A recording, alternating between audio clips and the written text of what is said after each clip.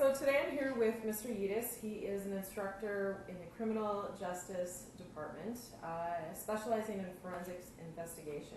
And I asked for an opportunity to see the crime scene house.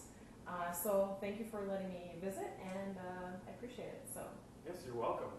So this here is the Forensic Investigation Crime Scene House, or FISH for short. And while students have access to this during certain classes, we also open it up for student groups to do different activities that they want to coordinate with the Criminal Justice Department, things like that. So it's available for student use outside of classroom time as well too. So how did the house get started? So the Forensic Investigation Program has been around unofficially for about, I think, since 2014, so 13, 14 years now. We started having different classes that were brought up and developed back then, and eventually it led to an emphasis track within the criminal justice program. And eventually there was such high demand for a true forensic investigation major that we ended up creating that forensic investigation major. And once we started developing that, we realized that we needed better facilities and things like that to allow the students to come in and do different exercises, investigate mock crime scenes, and set up their own crime scenes, and different levels and different difficulties throughout the entire semester. And we have the land here because of the actual Pioneer Farm.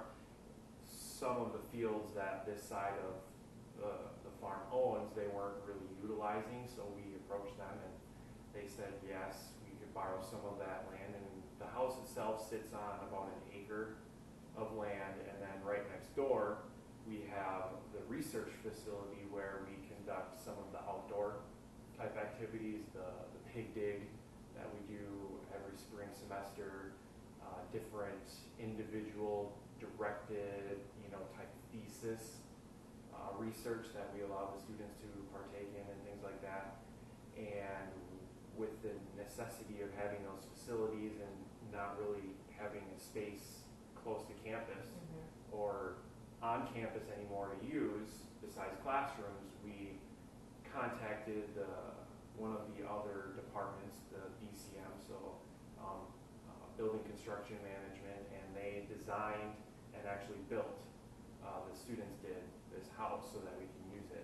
And it actually opened up in 2010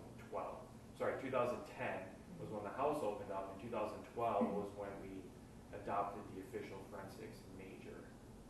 Okay. So what kinds of skills are the students going to gain here? What kinds of things do you set up, and what do they learn? So for different crime scenes, and each crime scene is going to be different, even if it's going to be a murder scene. One day is going to be different than a murder scene. The next day, a drug scene is going to be different. And just because each house, each area that the scene is in is going to be different. So throughout the progression of the semester, we set up scenes and add more to it to make it more difficult for the students. So they can start out with something easy, low key, not a lot of evidence, small one room type of a situation. And then by the end of the semester, we're hiding evidence in places where they actually have to look for it, and it includes multiple rooms. Here you can see that we've got the kitchen and kind of like a dinette area, living room, but we also have two other bedrooms that we can use, as well as a basement. So sometimes we'll go into the basement and set up a different scene. Most of the time we keep it to upstairs in this area or one of the two bedrooms. And then the students will go through and process the scene from start to finish based off the techniques that they've learned throughout the entire semester in the class, as well as some of the other classes that they've taken so far. Great. And I noticed the mirrors. What is on the other side? Why are they there? And then I'm assuming it corresponds with cameras? Yes. So we actually have a closed circuit TV system in the house that we can sit behind the one mirror there, and there's actually a second one that goes into one of the bedrooms. But in that little control room, we can actually sit and watch the students as they go through the house and kind of critique them. Mhm. So that way we're not in the way of them processing the scene, so we're not in any of the pictures that they're trying to take, or moving evidence if we're trying to walk around and things like that. So we can just sit there and observe based off the cameras that we do have, which is really nice. And also the mirrors, you can tell, are, you know, a two-way mirror. So that way they can't see us watching them, but we can also use it as, you know, kind of like an interrogation type situation, where we can, out here into this dinette area, we can sit someone down and pretend and have someone inside the control room and watch like an interrogation going on. Or on the other side, in the bedroom, we could set something up too, and that's kind of where we usually have it set up, and we kind of have that set up right now, where students can actually go in and observe. Now, we don't have the ability to hear what's going on during those interviews because we don't have the speaker system installed, but we can at least observe body behavior and just kind of be there to witness what an interrogation might be during that type of simulation. So it's kind of neat. Sounds like our students really get an opportunity to get hands-on practice and quick observations, feedback from professors, right? Correct. That's awesome. You mentioned the pig dig? Yes. What's that? So that's one of the original staples of our program. We actually being out here on the farm and having access to the college farm, who has a swine facility, we get pigs donated, or you know, depending on the year and things like that, we'll actually purchase a pig or multiple pigs that are sick, so they're not healthy pigs, or they're pigs that are utilized by the college farm and like the pre-vet clinics and things like that that they do.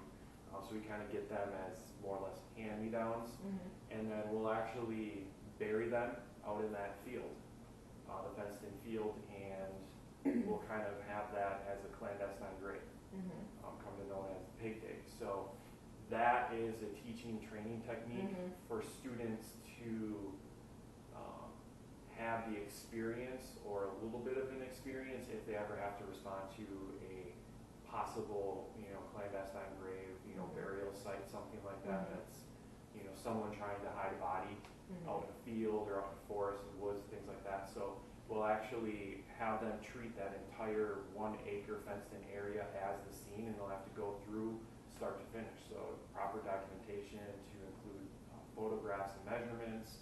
They'll have to look and search and collect evidence, and they'll actually have to look and search and find the actual grave site. And you know, because we've been using it since 2006, 2007, around that time, there's multiple graves out there. Sure.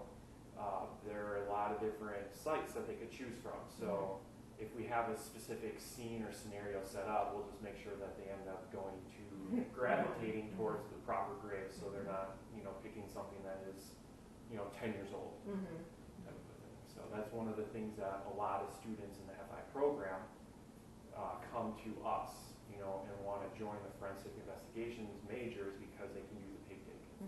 They've heard about that? Yes. Yep.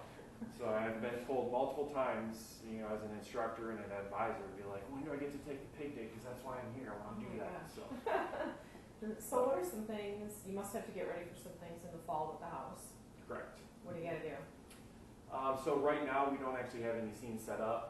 Usually in the summer we kind of clean it up and then get it cleaned up for the next semester and next school year's use.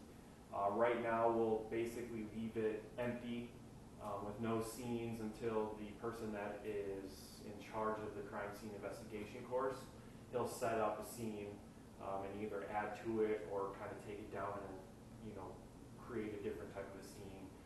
Once in a while I'll set up scenes and help them set up scenes and things like that. So it really kind of depends on the direction that the class has an interest in, you know, those types of scenes that they're looking to see, but we don't want to always set up the same thing. So we don't always want to do like a murder scene or a death scene, even if it's not necessarily a homicide. It could be, you know, a suicide or a natural death or something like that.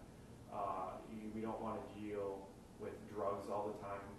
Those scenes are the easiest to set up, especially in this, situation that we have where we can't actually destroy things, break windows and break in, smash in doors and things like that. Unfortunately, it would be, a great tool if we could. Use different tool marks and things so students can see, but, It's of course, expensive. not necessarily expensive, but to be able to secure the house I from people coming in, Uh-huh. we can't do that unfortunately. So Mhm. a lot of the scenes that we do are kind of post entry Mhm. to the house, and then we can kind of set up and build from there and go from there. So you'll get set up for the fall and be ready to go, huh? Yes. All right. Well, thank you for your time. I really appreciate it. It was neat to just to be able to be in here. I've heard a lot about it, but I didn't exactly know what I'd be walking into. So thank you for your time. You're Appreciate welcome. it. Thank you.